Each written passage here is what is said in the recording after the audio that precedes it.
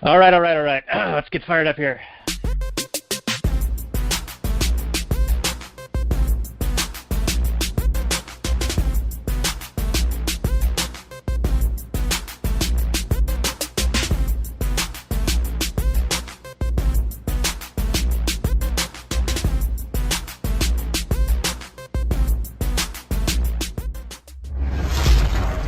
Maximum freedom.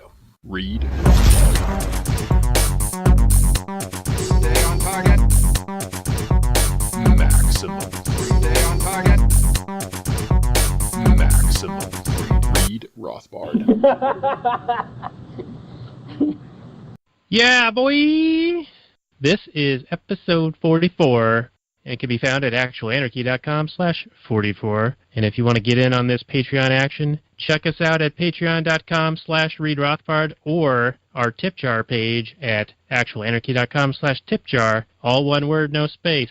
And you can find all the ways to get all the stuff. Y'all better? I am mostly recovered, still a little bit congested, but not as bad as before. My wife is still kind of down and out. The kids got over it real quick, so that was good.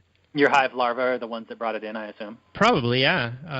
Not sure exactly how. I mean, we don't really get out a whole bunch. They don't go to government day camp or anything like that. So Your children are unvaccinated. You monster. yeah, don't want to put the poisons in the kids, you know. And now Crazy. I'm going to die from smallpox because you didn't do it. Motherfucker. Yeah. Now, I'm not totally opposed to the concept. We've had this conversation. We sure have. Neither am I. I'm not opposed to that. I'm just opposed to the force involved. Because we've gone down that whole Rosemary's Baby. What the fuck is that lady's name? Typhoid Mary. Typhoid Mary. Yeah, the Walter Block argument. Like, yeah, you strap her down and you pump her full of drugs, man. We should ask him about that. We should challenge him on that. Yeah, we'd be like, you going to strap him down? And he'll just give us, like, this email that has, like, 3 words and then 52 citations of He'll just be like, articles. libertarianism isn't a suicide pact, Daniel. And then he'll just be like, I'm out. Yep. No, he's a good guy. I liked him. He carried that interview. He made it a lot better than I thought it was going to be. I mean, really, you just wind him up and let him go. Yeah, he's got plenty of material, that dude. If you ever want to have him on your show, and he'll just go for however long you need. He's got lots of content. Yeah, He's written about 1 million things, 1 million peer-reviewed articles. He's got a depth of knowledge, a breadth, and a depth. I don't agree with him on everything, but, he's a good guy. He's an ally.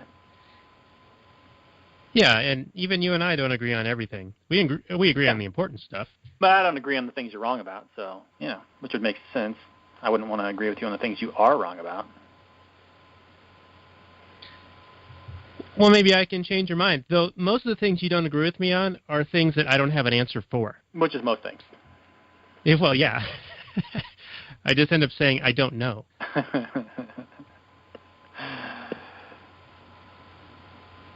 So we've got a guest coming up, and I got to get him our content. Is this a repeat guest? I think it's a repeat guest, right? Or we've been on his show before.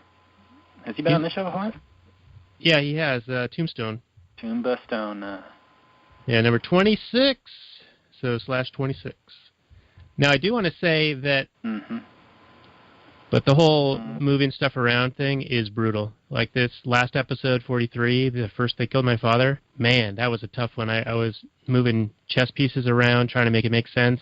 And when I got the final sausage cranked out of that machine, it flowed okay, but then I kept hearing spots where I was like, oh, crap, I should have moved that section over to this other spot instead. It would have been so much better. It was that disjointed, huh? Because we just whipped around a lot, or what? Well, we whipped around a lot, but we did most of our conversation about the movie before we started talking about the movie. Well, that's fine. Before the go-go description, before the guest introduction. Kind of a mess. Yeah.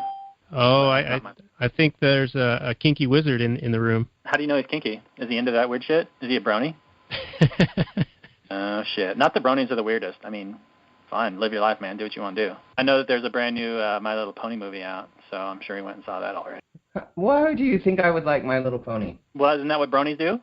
I don't know. I'm wondering what stereotype that puts me into, that you would assume that. I hear that there are a lot of people that like it, though, and that the core demographic is like 30 to 50-year-old men. So, dude, I'll tell you what, like, I'm a huge, like, Japanese culture snob. Like, there's tons of American animation that I haven't seen because I just, like, American animation is lame. And you're a snob. We got Kenny the Snob Wizard. That's right, Kenny the Snob, anime snob. I think. What do you think of that new Netflix stuff? They're doing some pretty decent anime, aren't they? I haven't watched any of it yet, but truthfully, it does look pretty cool. I'll check it out eventually, but I've been really busy, so I just have been keeping up with the series that I have been watching for a long time. I've been taking this class. I think I mentioned it in the chat. I've been taking this web development like boot camp or whatever, and it's so I'm doing this stuff like probably 12 hours a day, 8 hours in class and then another 4 at home. Like that's what I was doing right before I got on this call. I was like working on it, and then I glanced at the clock and I was like, oh shit, it's 10 o'clock. I need to set up. Well, I was a little late, and Robert and I were just chit-chatting a little bit. Yeah, well, I'm glad you waited for me. Yeah, so before we get any further, let's talk about the Google description, because that's usually how we start out. And it says that Willow came out in 1988, fantasy drama, 2 hours and 6 minutes, 7.3 on the IMDb, and 48% on Rotten Tomatoes. Wow, it's pretty rough, man, the critics. 87% of Google users like it, and it says, enter the world of Willow, journey to the far corners of your imagination, to a land of myth and magic, where dream and reality live side by side, to a place that never existed, a time that never was. It is a world where a young man named Willow lives out an adventure that explodes beyond the boundaries of his own hopes and fears. And that's the end of the description, and that is a bizarre description that sounds like a bunch of fantasy buzzwords, like I'm listening to corporate speak in some kind of a presentation. Right? Yeah, they didn't say anything about the plot or the other characters or anything. Yeah, right. Buzzword, hopes and fears. Yeah, I mean, when I was watching it today, I was really thinking about it like in terms of character archetypes and things like that, and it really does have just like some really common fantasy tropes, like baby in the river, reluctant hero, brash swordsman. I mean, it's all there. It's just really, really well done, in my mind at least. And it's got a lot of quotable lines. Less so on the screen. No, I'm sure it was fine for its time. I don't think the special effects held up at all, but maybe they look better on the screen. I don't know. Well, I mean, it not. Don't get me wrong, I love the stop motion two-headed dragon thing. That thing is super cool. I remember that from childhood. It still is awesome. But the little brownie guys did not look good at all. Oh, when they were like claymation style? When they were on the screen at all, the brownies. They're played by the two guys. They look terrible. I don't know. I know the brownies. I can't really accept criticisms of an 80s movie about the quality of special effects. Like, for the time, it's pretty on par. I mean, it was made by Lucasfilms. Yeah, with Ron Howard, little Ronnie Howard doing this action. Yeah, get your Opie in there. I mean, what else do you need? Yeah, it's better. So, Kenny, why don't you just talk us through this at a very high level? What is the plot? What's the story here? And then we'll dig into some specifics. So Willow is played by... Okay, so here's the other thing that mixes up. Warwick Davis, who plays Willow, he's in Harry Potter, right? So there is that. He finds the baby of the prophecy in the river, who's destined to destroy the evil queen, and he goes on an adventure in order to help the baby fulfill that destiny. And that's basically the whole point of the movie. It's he has the baby, he loses the baby, finds the baby again, loses the baby again, and then goes and rescues the baby and kills the bad queen, right? I mean, it's not like super complicated or anything. I don't know, I love the quotable lines too. So, but at a high level, that's basically the plot. Did the baby actually kill the queen? No, that's it. The baby just caused the queen to destroy herself. Yeah, how did she die? She got some blood on her, and then the blood killed her or something? Well, so she was trying to conduct a ritual to take the baby's soul and put it into oblivion, which presumably is going to prevent her from being reincarnated or something, like basically end this threat for all time. And so she was doing this ritual, and then essentially what happened is with Shalindria's wand as a catalyst, she like cast the ritual on herself. So why was this baby called the princess? Well, because she was supposed to be the new ruler of Tiris Leen, a city that Bavmorda destroyed, and eventually she does become the princess of Tiris Leen in reality. But yeah, it's like that. She's like the heir to this city, even if she's born by just regular people. Is this like a Buddhist Dalai Lama situation where you're reincarnated? Yeah, okay. I would think something very similar to that, where in the course of time before Bavmorda, they would be looking for this baby to be raised as the new ruler, whenever the old ruler is getting old. Okay. But have you read the sequel? Yeah, I have, but it's been a really long time. Like, the only things I really clearly remember about it is that, like, Mad Mardigan and Sorsha, they bite it, so that was already a huge blow. Oh. And then she gets raised by other people for a while and kind of sours a little bit. And then so part of it is like her against herself, like trying to become a better person, learning from Willow, who goes and picks her back up later on after he's become like a super sorcerer. So he actually does get some powers, because in this movie he struggles to use a wand and he can throw an acorn and he can kind of do a disappearing pig trick, which is right. Yeah, exactly. He does some sleight of hand and casts one spell. But he does have the gopher idea, which is good. I like that. Yeah. No, I mean that was a really great part where they trick him into opening the gates. Yeah. But I did not like that part. Uh-oh. You thought that was lame? Daniel coming in, throwing some shade on Willow. What do you got, Daniel? Well, I mean, we're already at the end of the movie, and we haven't really talked too much about the beginning, but the whole idea of you're going to get all of these armed knights and their horses under these banners or under these blankets out in this field, and no one's going to notice that those blankets and things and mounds of stuff weren't there the day before, seems really weird to me.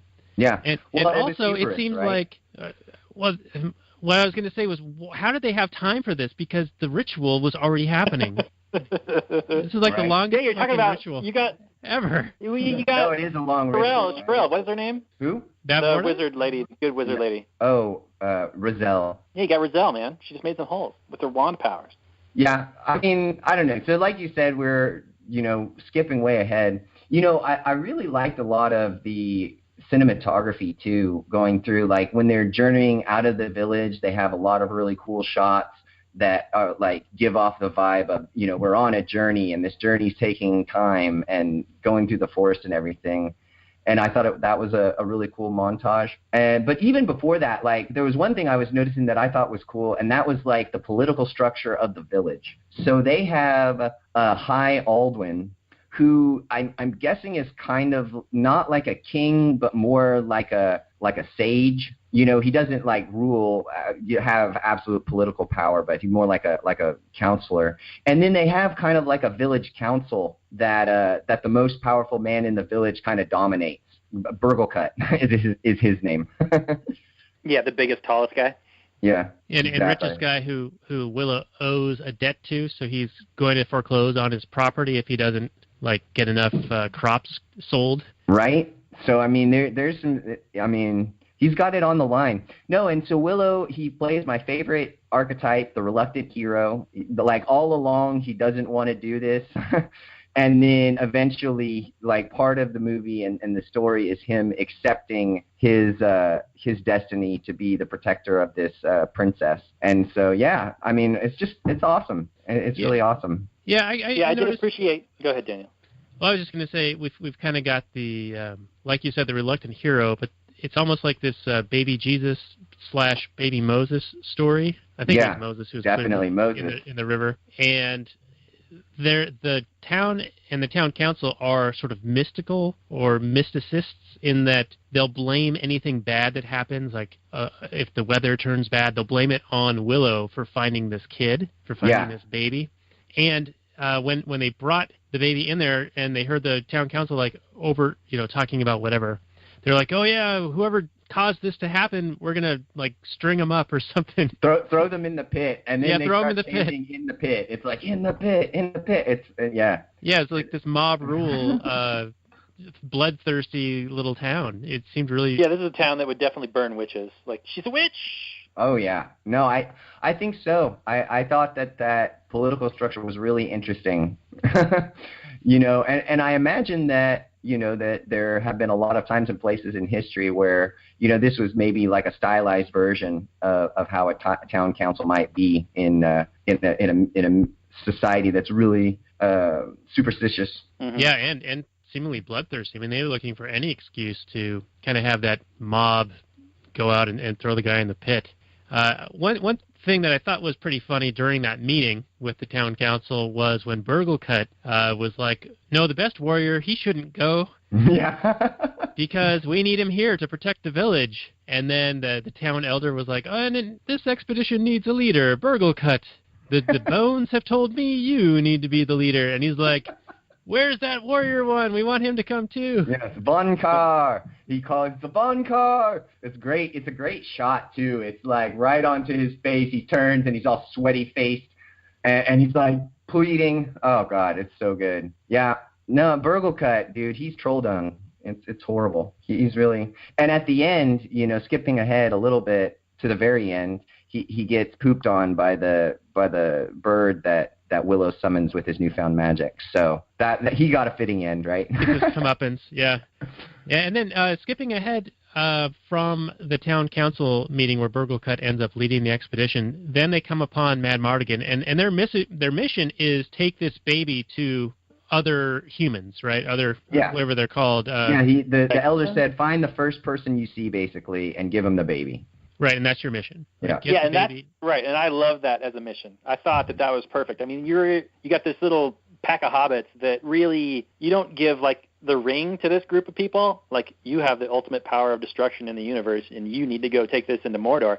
No, you got this baby, and you just need to get rid of it. You need to find the first person that you see and get rid of this thing, because we are not equipped to deal with the insanity and the powers that are at play in this world. I loved that humble mission for these humble people, and then Willow just gets kind of caught up in it. And I loved that part. Yeah. That was a very realistic part. Like, no, you're not going to call on this guy to save the world. You're just calling him to take out the garbage. That's all you would trust him with.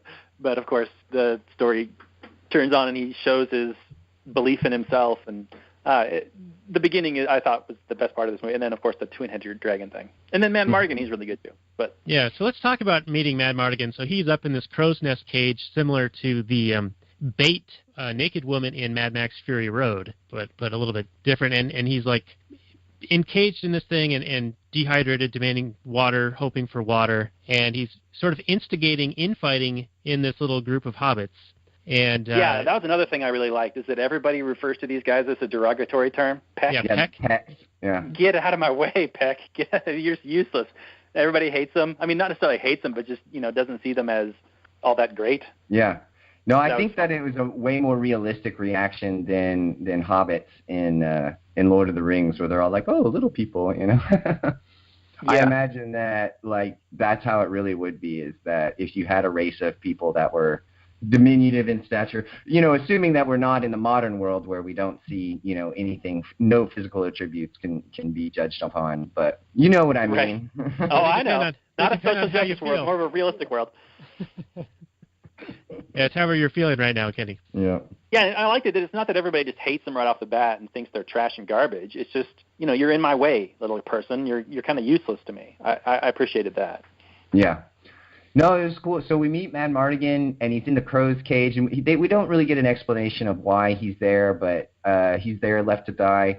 Burglecut wants to give the baby to him. Willow, this is like where Willow starts to change his mind, because he's got this reluctant hero, so he wants to do the right thing, but he's like, yeah, I really want to, get home. And so at first he resists, and then Burglecut and all the rest of the Nelwyns leave him, and then finally, after a huge army of people come by and no one will even talk to him except for one guy who's just like, no, we can't do anything. We're going to fight a battle.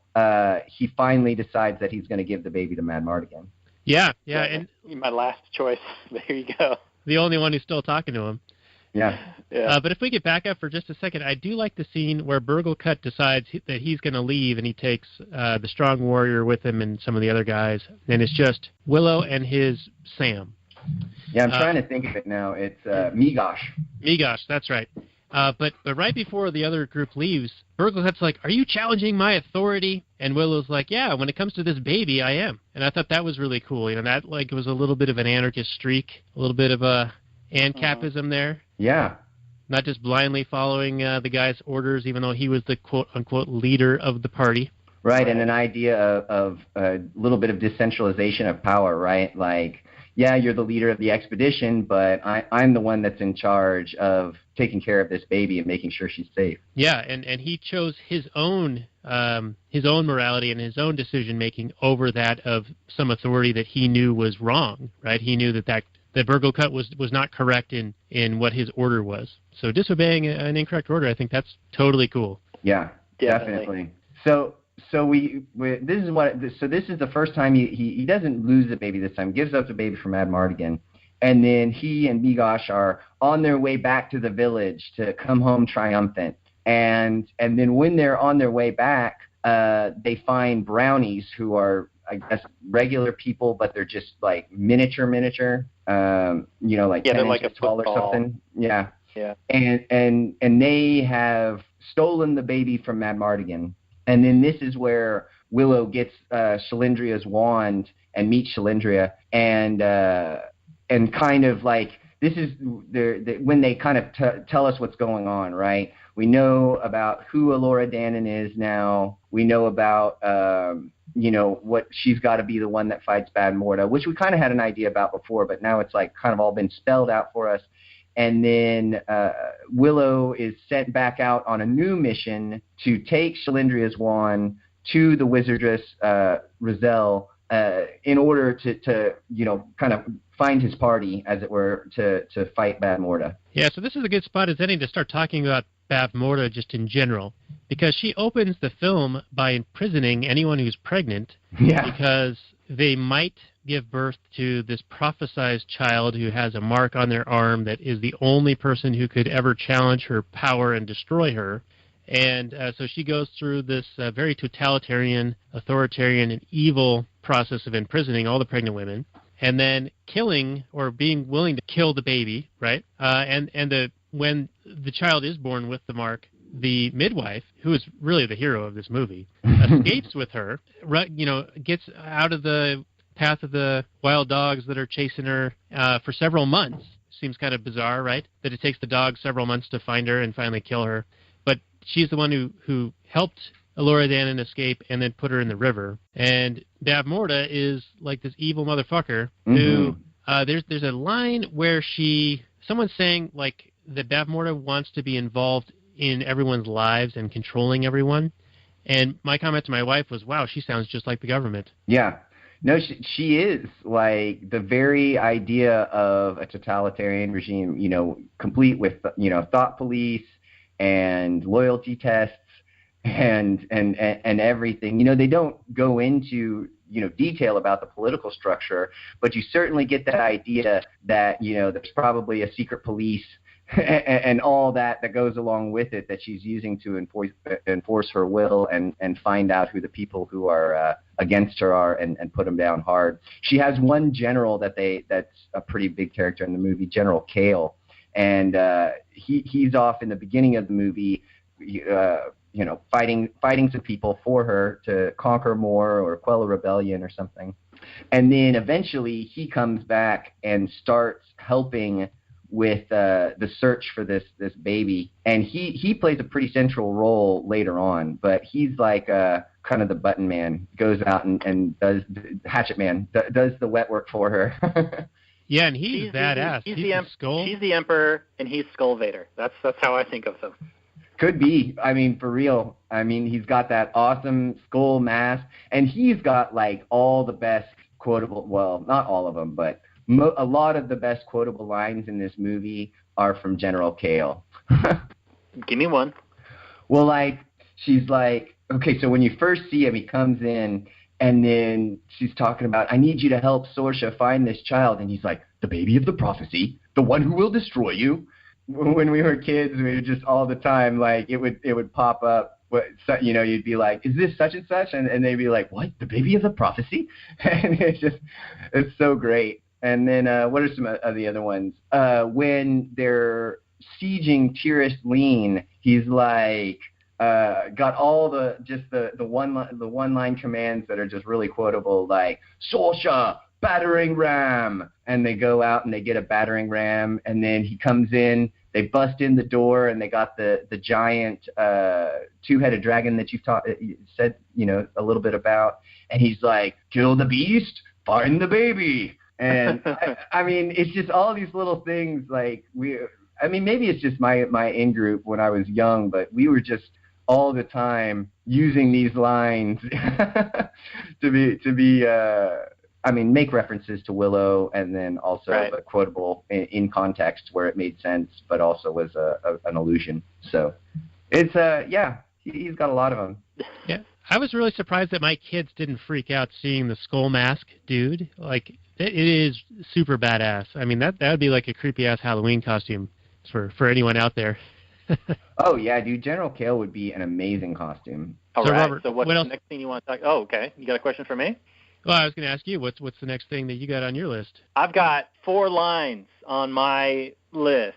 First, I've got a hobbit and a rogue. That's line number 1. Line number 2, if the baby dies, all hope for the future is lost. I didn't understand why she said that. I hated it because it was almost like, oh, we need rulers, and rulers are the only thing that can save us. Now, if it was just a regular person, and like this person is the only person that can kill this terrible person, and then, okay, I'm totally on board with that. Fine. I like the idea that what actually happens in the movie is that, like, she kind of kills herself, but Willow's kind of there, and it's kind of a team effort, and everybody's hating on this villainous monster because, like, kind of organically you're fighting against this tyranny.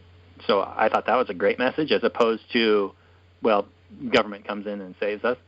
And then my other line was Skullvader, and then my last line is Wicked Witch of the West, because those are basically all I had. I really didn't take notes for this movie. I just I watched it a couple times, and I was hoping that you guys were going to carry this one.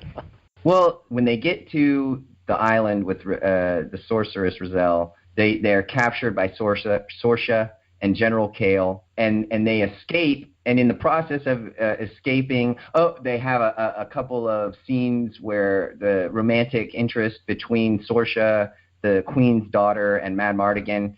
And that has some pretty cool quotable lines, like Val Kilmer's spouting poetry is a good one, where he's like, you're my sun, my moon, my starlit sky. Without you, I dwell in darkness, and things like that. Well, he's high on that dust, man. Yeah, he's high on the brownies magic dust, that dust of broken hearts.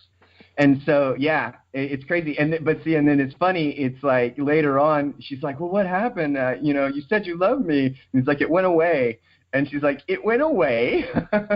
I dwell in darkness without you, and it went away. And he's like, yep. Fair point. Fair point. He didn't know that he was on dust, right? Yeah, exactly. Yeah, he didn't know. Yeah, and he seemed to forget that he had said a lot of those things, but for some reason he still had this inkling attraction to her. Is almost like a love-hate kind of a thing, especially when she had imprisoned him, and he's staring at her, and she's like, what are you looking at? And he says, your leg. I'd like to break it. Yeah. And then he pulls out his tombstone and says, I hate her. Yeah. Because he says that about Johnny Ringo, I think, in Tombstone. Yeah. I'm sure of it. I hate him. Yeah. So, and then they have a little siege at Tirith Lean. So they get to Tirith Lean, which is supposed to be like the promised land. And it turns out that Bavmorda's already subjugated Tirith Lean. And so they have a little siege where they try and fight off and keep the baby safe. General Kale comes in, finds the baby, and escapes, while Mad Mardigan converts Sorsha through the magic power of his kiss, and together They kill the two-headed dragon that was spawned from a troll that fell into a lake. You know, like Robert was saying, the two-headed dragon, it's pretty cool animation dragon, and Madmartigan jumps on him and rams a sword through his head, and then his head explodes. It's really pretty satisfying. And then we had the kind of to the standoff at the end with the final battle. Yeah, baby. And it, you know, it's kind of a fantasy final battle. Madmartigan fights General Kale. Even though he takes some wounds, he eventually defeats him. And then Willow, like we were saying at the beginning, Willow, with the help of Alora Dannon, gets the queen to cast the ritual that she had prepared to destroy the baby on herself, and then everybody lives happily ever after. Yeah, it is that kind of classic fantasy tale. It's definitely of the older fantasy mold where you have the evil villain who's evil for no reason. I mean, maybe there's a reason, but we're not told what it is. Yeah. And that's what we are. I don't know. Is it the case in any of the extended kind of materials? Why? She's just kind of generic evil.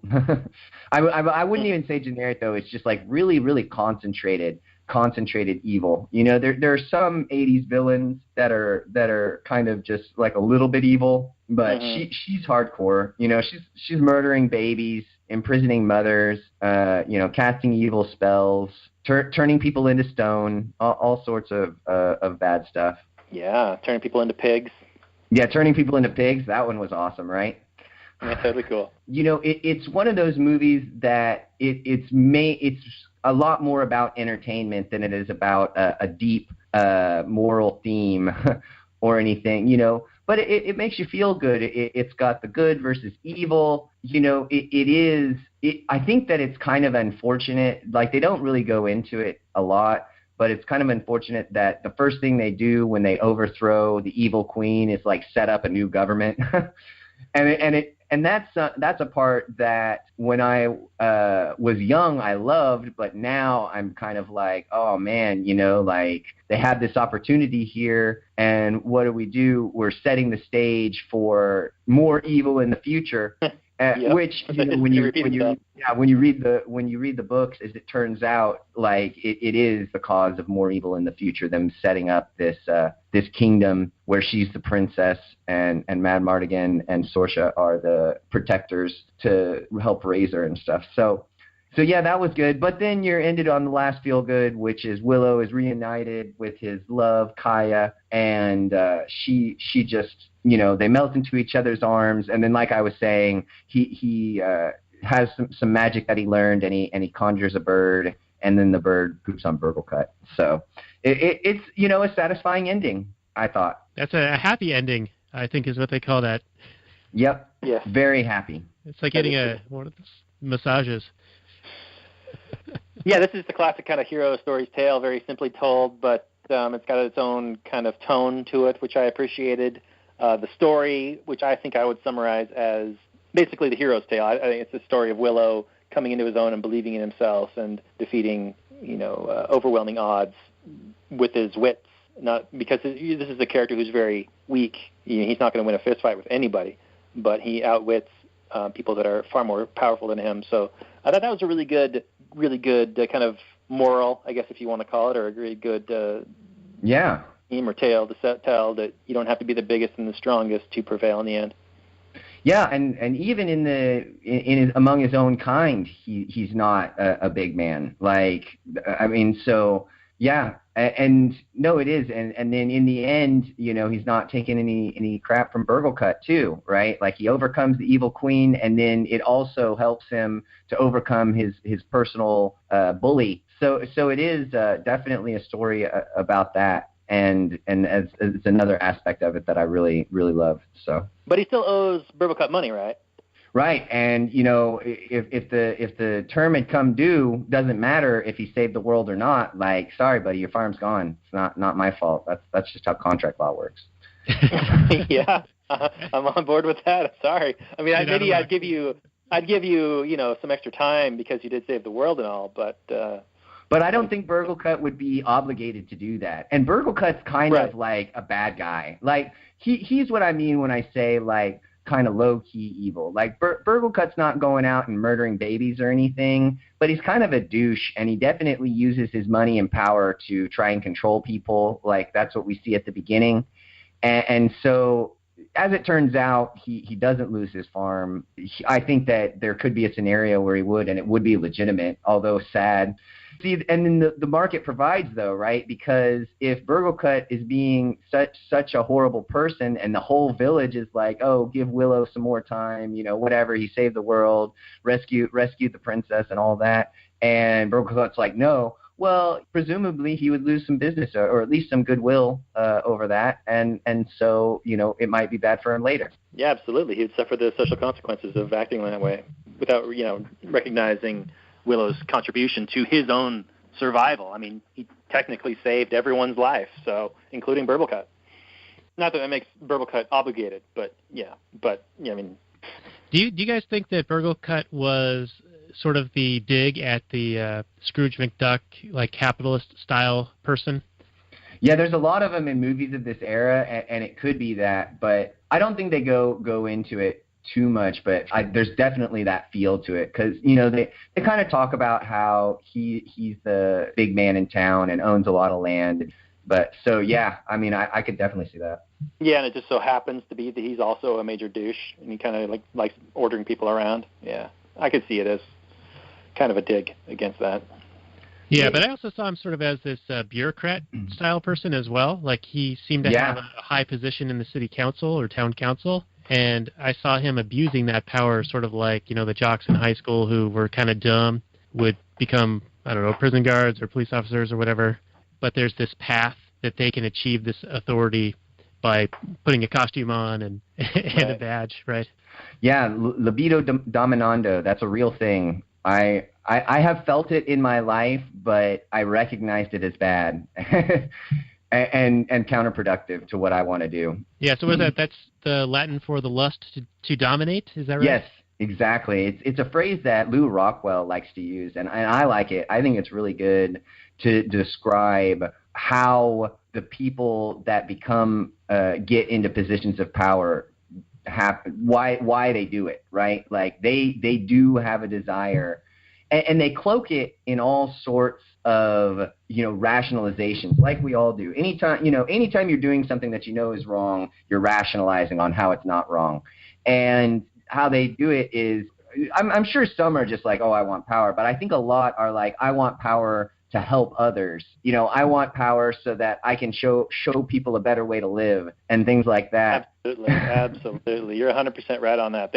Everybody wants to be the hero of their own story, and they see themselves as the hero and wanting to make the world a better place, and they just don't see the unintended consequences. Right. And it feels, and I think over time it feels good to be powerful. And so even if you start out with those good intentions, and you might even do good, I think inevitably the lust for the power and the lust to dominate people just overwhelms everything else. It stops being about wanting to help people, maybe even in their own mind, and becomes they just want to, control people. And someone like Hillary Clinton is someone that I think has made that transition. I don't imagine that Hillary Clinton is like, oh, I want to help people. She certainly talks like that's the truth, but I think in her own mind, she just really wants to be powerful. Not that I know her, I've never met her. I'm just, this is just my impression. I could be totally wrong. I wouldn't want to meet her. She seems like that. I think that would be an incredibly unpleasant experience. Yeah, she's I don't know, would you want to meet Emperor Palpatine? Would you want to meet Bavmorda? Kind of. Yeah, maybe one. Just to get that, but then you'd have to take a bunch of showers afterwards. I would like to be a fly on the wall during some goings on for both Bavmorda and Hillary Clinton. Like, I wouldn't want to ever be the subject of their attention. The malevolence that I'm sure you feel pouring over you would be overwhelming, but have that directed at someone else, it would be certainly something to see. I mean, yeah, you could really see it in the final scene with Bavmorda turning everyone into pigs. Oh yeah, she was getting off on that, and even her own daughter, like, she was torturing her own daughter, and she was like, oh, kind of awesome. I'm really enjoying this. Yeah. I mean, she's a sick fuck. Yeah. No, and unfortunately, I think that when you have that high level of power, it's almost inevitable that you become that way. Yeah, we've got an article on the site that is Hayek, and it's Why the Worst Get on Top, and it's a chapter from The Road to Serfdom, which I'll put in our show notes page because it's really good, and I always point to it because it's my short summary is if there's a ring of power to grasp, then the worst people using the worst tactics are going to do whatever it takes to get that ring of power. And so having that ring of power is the problem for in my mind. Yeah. No, and what's sad about the modern world is that they've civilized all of it, so that it's not go out and subjugate the village in order to get the ring of power. It's say the right things to the right people and get enough vote in order to get the ring of power. So it's all become really, really civilized, and we don't like all the underhanded tactics and everything. It's all going on behind closed doors, It's well, not... and they've corrupted the language. So oh, yeah. They've changed everything to something else. Taxation is theft. Murder is war, or war is murder or whatever. Like they just change it to something else and make it, because it's a group of us, it's a collective of us, then somehow the morality is different when the action is really the same. And this is something that Larkin likes to point out is, especially when you're talking with somebody about these things, like use the very simple language of what it really is. Like taxation is, if I don't give the politicians the money, then someone in a blue uniform is going to come to my house and demand it. And if I don't give it to them, they're going to raise a gun to me. And if I raise a gun to defend myself, they're going to kill me. Yeah. So they say that maybe it's more like extortion, but I think taxation is theft is a way better motto. And truthfully, extortion is kind of like just a subset of theft, right? Like if we think about theft as the act of unlawfully taking something that doesn't belong to you, like obviously there's a lot of different ways you can go about it. You could rob somebody, right? Hold them at gunpoint. You can burgle somebody. You can sneak in their house and steal something. Or you can say, give me money or I'll shoot you. I mean, so I guess maybe taxation is robbery. Like, maybe that makes sense. I don't know. But I like taxation as theft a lot. I think that it gets unfairly maligned as, like, too simplistic. But I think that it's really good. Yeah, I think but I mean, all like slogan type things are all going to be reductive. I mean, you're all simplistic about something. You can't contain every thought into a few lines like that. Yeah, there's only so much that fits on the bumper sticker. Right. Yeah, hard to make nuance, right? Right. All right, guys, so I have two more things I wanted to mention about Willow, the movie, and actually the character, and then we can maybe start winding this down and perhaps go into some Kathleen Turner Overdrive for our Patreon peeps who pay us extra dollars to get extra content. So number one is that Willow, he's learning to trust in himself, like Robert, you were saying, and he's been entrusted with the baby, and he's been given this wand, and he's trying to learn how to do things, right? He's practicing a skill, and Rizal is, when he finds her, like this muskrat thing or some kind of a squirrel, and he keeps trying to change her back into a human, and he keeps failing every time he tries, and this, goes over, of course, half the movie. So he tries, and he turns her into like a turtle, and then he tries again, turns her into a goat, tries again, a few minutes later or a few, scenes later, turns into an ostrich, whatever. Uh-huh.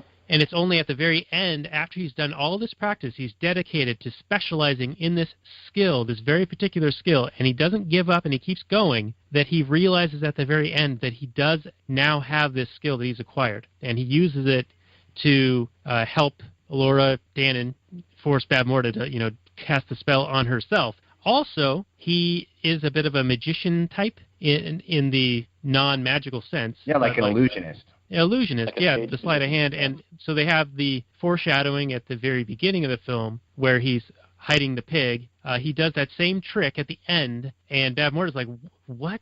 There's no way you have this power to make her go to a dimension that she can't be harmed by me. She's like totally flabbergasted by this.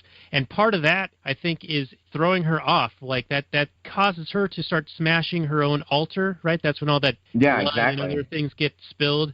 So she's off her game at that point. And so that's kind of the point I wanted to make, was that it's devoting a lot of effort and a lot of energy towards learning a valuable skill. It's going to take a lot of time to get good at something, and Willow puts in that time to get good at the thing, and it works out for him in the end. So by the end of the movie, he really is a wizard. Yeah. All right, so that was my first topic. My second topic is, and this gets in a little bit to the SJW-ness that's been going on in recent times, because my wife has had to deal with this. So we have 2 kids, and we do what's called baby wearing, and Willow does this in the film. He wears a Laura Dannon on him in like a carrier, like satchel type thing, and constantly carrying her, front carry, back carry, whatever. So there's this whole world of baby wrapping. I mean, when you're a parent, it's something that once you get sucked into it, man, it's like you keep going. But lately, there's all these Facebook groups where these women get together and they swap wraps, like, oh, I have this certain kind at this size and I want to sell it and trade it for someone else. And so there's all this activity going on Facebook and whatnot. Well, lately, it's become a big deal that the concept of baby wearing may not have originated in the United States with white people. We're appropriating it. Yeah, it's a big fucking deal now, and everyone's all upset about it. Everyone's up in arms about white people wearing their babies and calling that appropriation. And so it's had a chilling effect on these Facebook groups because now a lot of people won't say anything. Like, they're afraid to, right? At the same time, there's all these, like, pick some quote-unquote victim class, right? There's a whatever pride, like, baby wears group, and they can say whatever they want. It doesn't matter. But if you're a white person, you can't. Now, I'm not trying to go, Cantwell on this. I'm just saying that there is a chilling effect because of the SJWism. Is meant to shut down people and make them feel bad about who they are for reasons beyond their control. And that's why you got to be unapologetic about this. You cannot apologize to these maniac psychos. Yeah, no, that's the only thing that I've come up with too. Is like, you offend them, maybe you misspeak. It doesn't matter. Like they read into something that you didn't say. That whatever. Like you can't backtrack though. You can't, and I'm not saying double down either. It's just like when they get into that mode, you just have to say, you think what you think, I'll think what I think. And when you apologize to them, oh, they love it. They feel so smug. Dude, that empowers them. That it absolutely empowers them. Let me find the next thing I'm going to make you apologize over. It reinforces their insane beliefs. It makes them think that they were right. Yeah, see, haha, you should have apologized. No, you shouldn't have. So I mean, that's a good topic. I mean, unless you go out of your way to be offensive, like you do the trolling thing, like we were talking about earlier.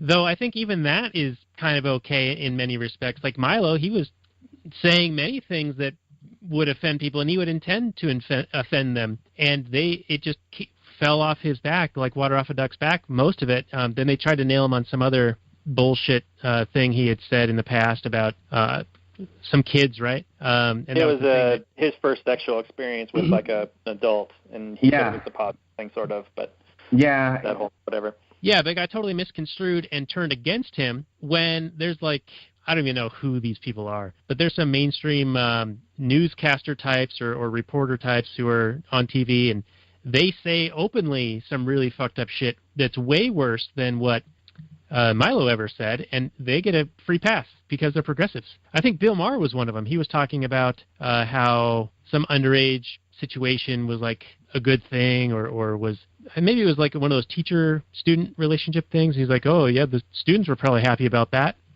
Oh yeah, when they're young men and they're having sex with an adult woman, the standards are, it's a double standard. Yeah. No, it definitely is, and I mean I completely agree with you guys. It's really frustrating too. Like the cultural movements going on in 2017 are not very good for middle-aged wizards. That's why this is. I really see this more as a kind of a culture war. Like who is it that says politics is downstream of culture? Was that Breitbart? Yeah, Breitbart. I think he's fairly right about that. And if we could make freedom cool again, as opposed to this left-wing authoritarianism, I think we'll have made a positive impact on the world. Yeah. Well, that's what we try to do with our show, and that's what you try to do with your show, Ken. Yeah, definitely. I mean, try and expose people to, a lot of different ideas within the liberty movement, even people that I don't 100% agree with, try and get them on and hear their point of view, and, try and have an atmosphere to encourage the open exchange of ideas and not trying to get anybody on what they're saying, let everybody say their piece, these kinds of things, unfortunately, are not super common, but I think we're bringing them back, right? Right, yeah, and to your point, and to the point we were just talking about with like parenting and whatnot, I think Steph's onto something where raising kids peacefully goes a long way towards alleviating a lot of the indoctrination that happens in government schools and with child abuse and whatnot. Raising the kids to where they don't recognize when they don't recognize authority as legitimate. Like parents, they have a certain degree of authority because you have responsibility for them and they're learning from you. But if they look at a government as like foreign, as like this doesn't make any sense, I think that goes a long way in changing the culture. And to that end, I wanted to mention that there's another site that we have started working with a little bit called thelibertyparent.com, and I recommend everyone check them out. They've got a whole bunch of resources, product reviews, homeschool stuff. I'm pretty sure I've had him on the show, actually. Yeah, Sean? Yeah, right? Sean. Yeah, I think I've had Sean on the show.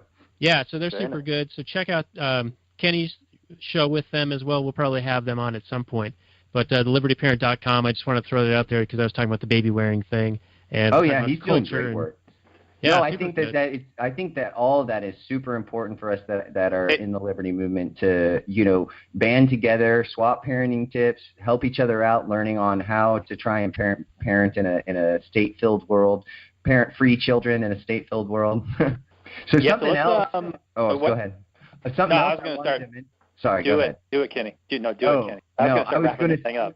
No, I was too. And what it was is we started this thing with some other podcasters. Me and Dan and Robert are all part of this libertarianunion.com that we're doing. We haven't done a whole lot with it yet other than just, aggregate a bunch of different people making podcasts. But I have this little copy that I wrote that I'm going to read, if that's okay. Do it. All right.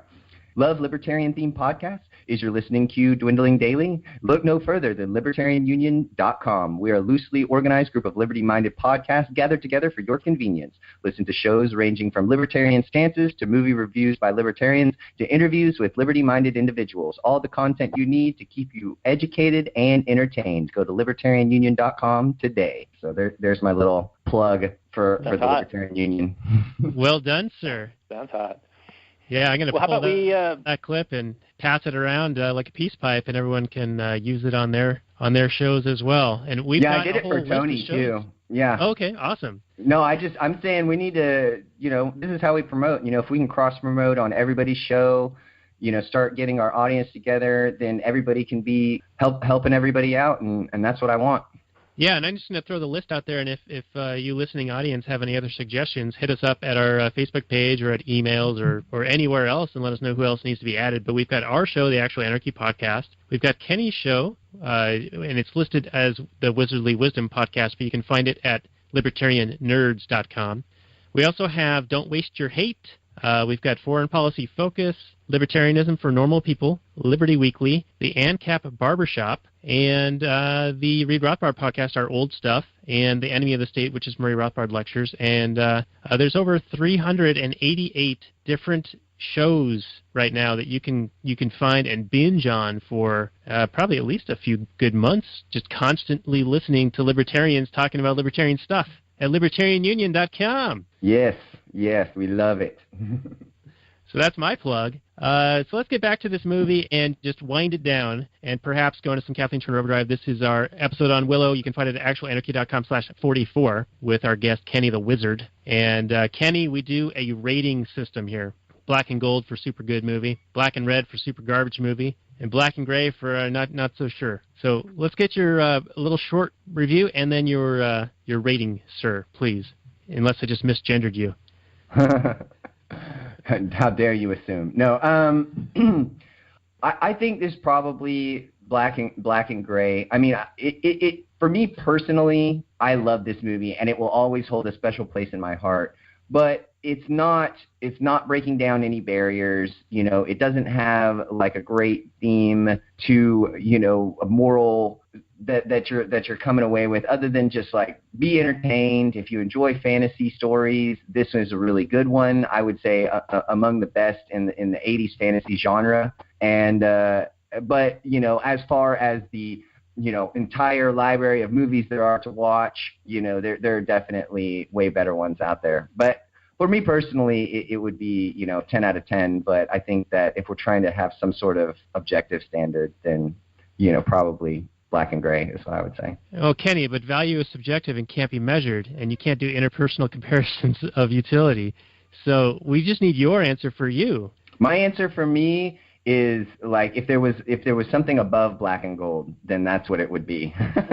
All right, so it's black and diamonds or something, right? Yeah. Yes, exactly. Carbon nanotubes in gold. Carbon nanotube impregnated gold, so it's like worth a lot and super strong.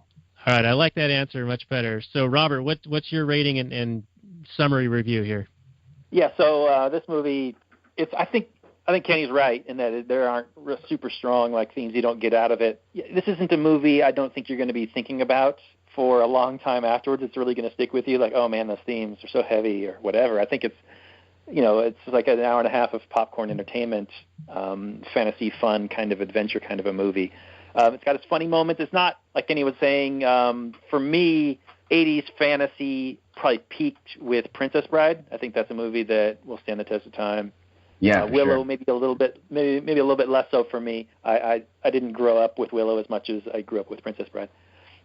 But I'm going to give this movie a black and gold rating for the individualism, for the underdog hero who is taking on has a realistic goal in the beginning.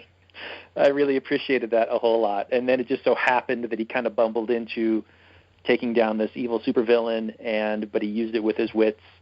And to Daniel's point where he practiced and he really trained with the thing, and this is a thing he really wanted to do. He really wanted to be a wizard, and he wanted to take care of this baby, and I really appreciate it. I'm a sucker for anybody that really has a goal, and they work hard, and they strive, and they work to achieve it, and then they achieve it. I love that.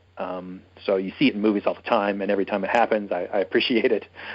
So for me, yeah, black and gold. Daniel? All right, so to quote James Carville in Old School after Will Ferrell delivers a response in the debate, that was perfect. Yeah, I don't have much more to add. I mean, Robert, you said just about everything that I wanted to say, but I'm going to go super black and gold on this one for several reasons. Number one is that we got to have Kenny the Wizard back. Number two is that it's another Val Kilmer feather in our cap, and we might have a few more coming up.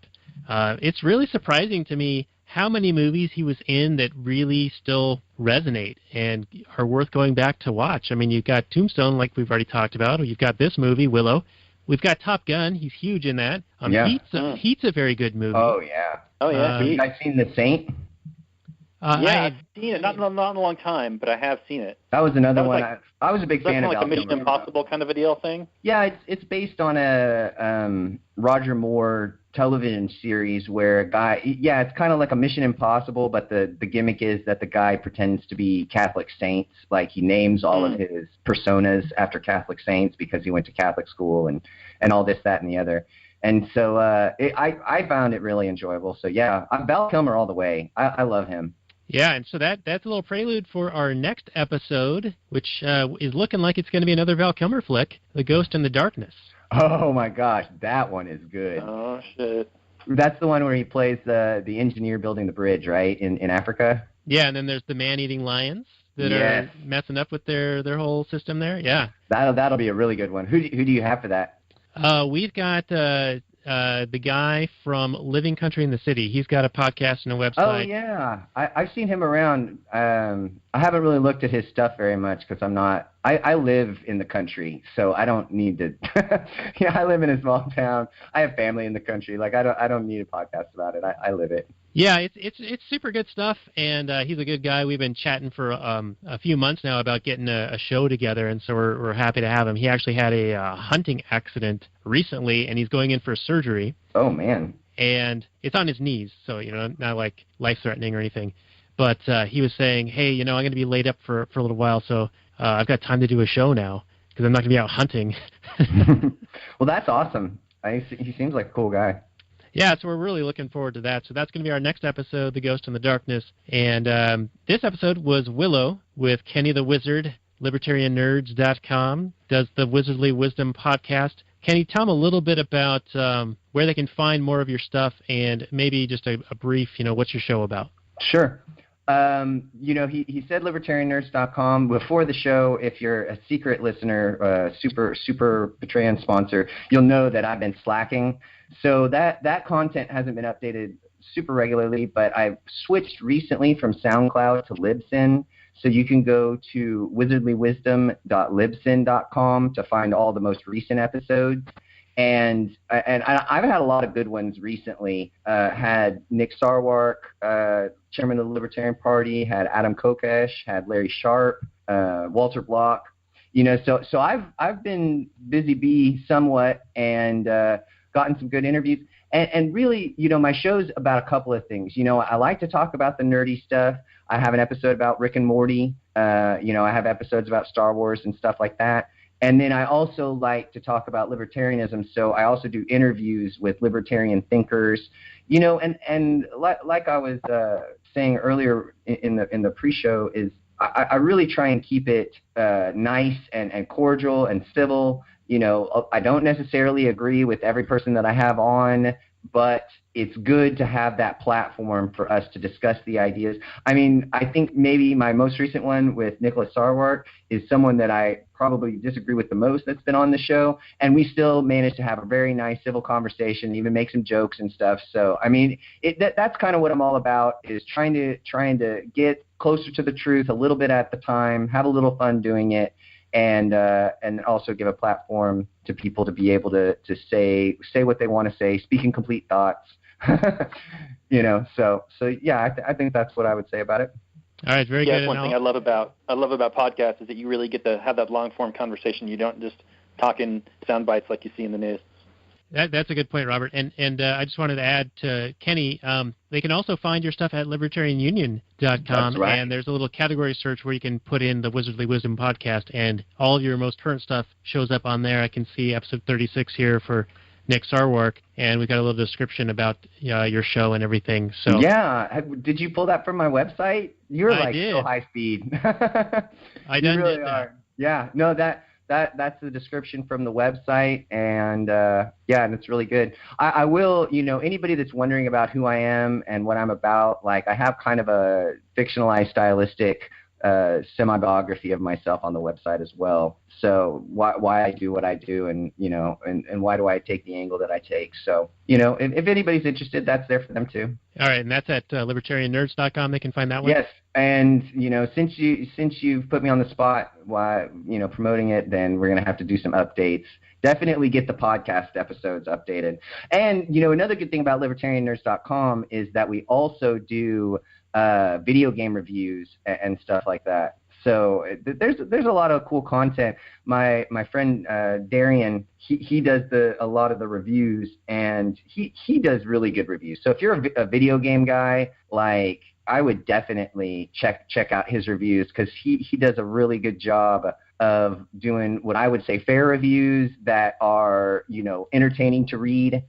So little plug for him. All right, and that's at libertariannerds.com, right? Yep. All right, well, very good. Well, hey, guys, I just want to wind this one down. We're going to go into maybe some Kathleen Turner overdrive. Any last thoughts from you, Robert, before we do that? No, I just want to thank our guest for coming on. It's always a pleasure to have him. Is this was it intentional that we've had him on twice for 2 Val Kilmer movies? Is this a thing, or is this just happenstance? I think he's got a hard-on for Val Kilmer there. Okay, well, don't we all? All right. Okay. Kenny, we'll have you back, and maybe it'll be The Heat or The Saint or something like that. I was going to say The Saint would be one for sure. Sweet. All right, we'll do it. Well, hey, that's all the time we have for this show, episode 44 of the Actual Anarchy podcast. You can find it at actualanarchy.com/44. If you like what we do, check out our tip jar page at actualanarchy.com/tipjar. There's a bunch of ways you can support us. You can click on Amazon links and buy stuff. There's the Voodoo links. There's readitfor.me links, and a slew of other things that we support and endorse because we like them, and we hope you like them too, and we might make a shekel or 3. But I'm just going to say good night, and we might go into some Kathleen Turner overdrive. So peace out, homies. Peace out. Yeah, see ya.